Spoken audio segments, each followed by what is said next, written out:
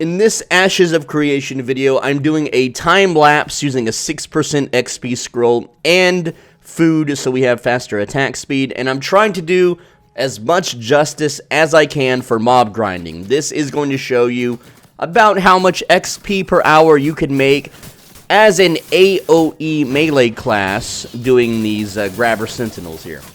So, these guys, they give about over 1,000 XP per kill, sometimes more, sometimes less, but even the lowest level ones are always over 1,000. I'm also marking the patrols so I don't accidentally get, attacked by one.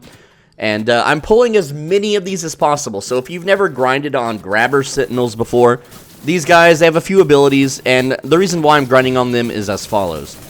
They are purely melee.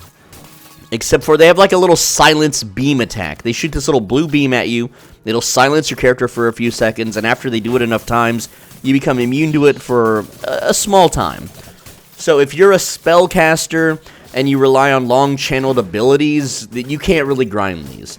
Now, I've grinded these on Rogue, I've grinded them on Fighter, and I think Fighter is probably the best AoE class in the game for leveling because they have insane sustain.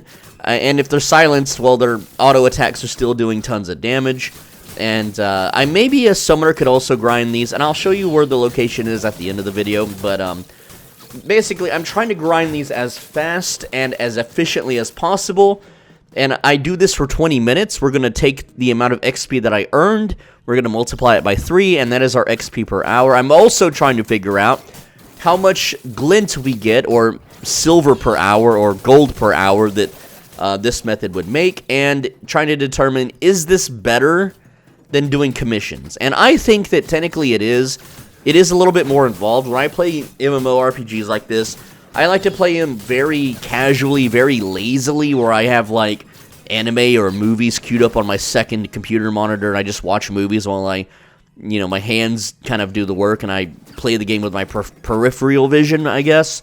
Whereas doing pulls like this, you can see my health gets pretty low at times, and even as a higher level rogue with better gear, you can't do pulls this big because rogues just do not have the sustain. So some classes will be able to do this very well, and some will not be able to do this at all. Now, if you're a class that can kill one enemy at a time very quickly, you should get similar numbers, whereas, I'm pulling as many as 5 to 6 mobs at a time. You can see that mob there. The lowest it gave was 1,079 XP. So, and again, that's with a 6% bonus scroll. That was the cheapest scroll I could find. I know they go up even more, but, I'm up in the north, and items are pretty slim. Most people play in the south. All the YouTube guides, all of the people that, played in the Alpha 1 and the earlier tests, they all have their routes from the south, but because the north is the newer added area, I wanted to, get that on lock. I feel like more solo players are going to play up north, and all of the group players, the guild players, the people that have friends and that are normies, they're all going to play in the south. And that's fine, we can stay separate. But I'm dead set on trying to figure out the best places to go for the north. And I think that this place right here is one of the best grind spots that you can possibly go to for, levels like maybe 10 to 15, 16, 17, something like that, right? Whereas some of the better spots are actually constantly camped by level 25 players all of the time. Like, there's an area that has a bunch of level 16 sea otters, and there's always level 25s there killing them over and over again. I guess for, skins or for hunting XP or something. I'm not sure why they're there, but they flag up and attack anyone that dares try, even low-level players, so it's not really viable. And, if it's oversaturated, that's what it is.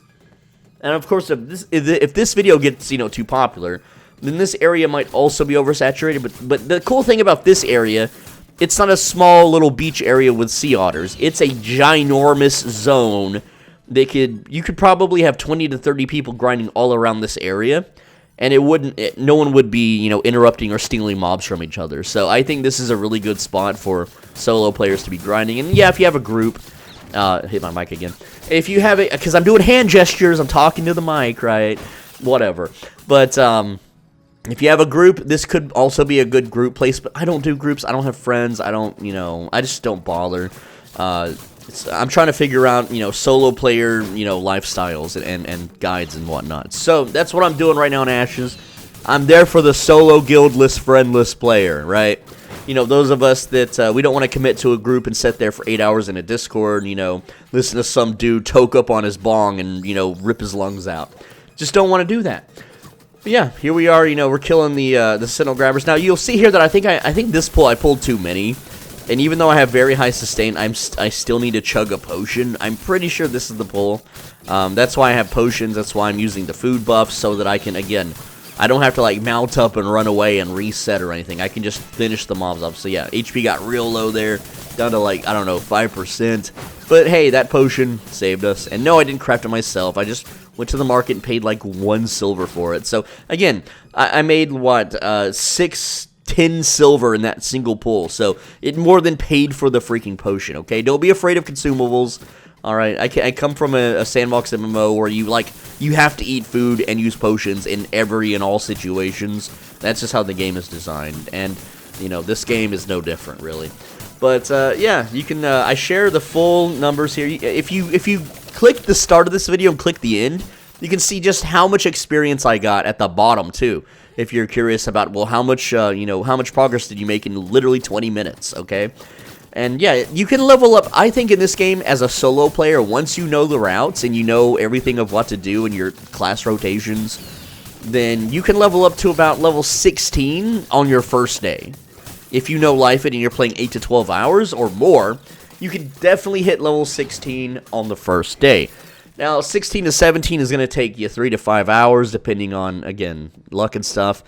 And 17 to 18, even longer. It's going to be 3 to 4 hours per level after that. But I know group players, like the fastest they can level to 25 is about 30 straight hours of grinding, which is just suffering. And I don't want to be in a Discord listening to shoutcasters and callers. But anyway, so let's wrap up this video here. And guys, if this info is helpful, I will make more. I will go to literally every grind spot there is in the freaking game and do this style of video. But only if this video does well. Please leave a comment, leave a like. You know all the stuff you gotta do. This isn't your first YouTube video, I hope. But see, so I started at 186k, I ended at 292k, so the amount we earned in 20 minutes was 106,000. So the XP per hour multiplied by 3, because 20 minutes goes into 1 hour 3 times, is 318,000. And then the amount of gold that we got from the glint, as you can see here, I know there's text in the way, but it's 54.9 silver. You multiply that by 3, that's 1.64 gold per hour. Anyway, click the video on the right side of your screen. If you don't, you're going to get a really bad cold, and you're going to be stuck at home being miserable, I guess. Yep, there you go. With that said, see y'all later. Mwah. Kiss on your forehead. And here's the zone it's at, right here in this big, weird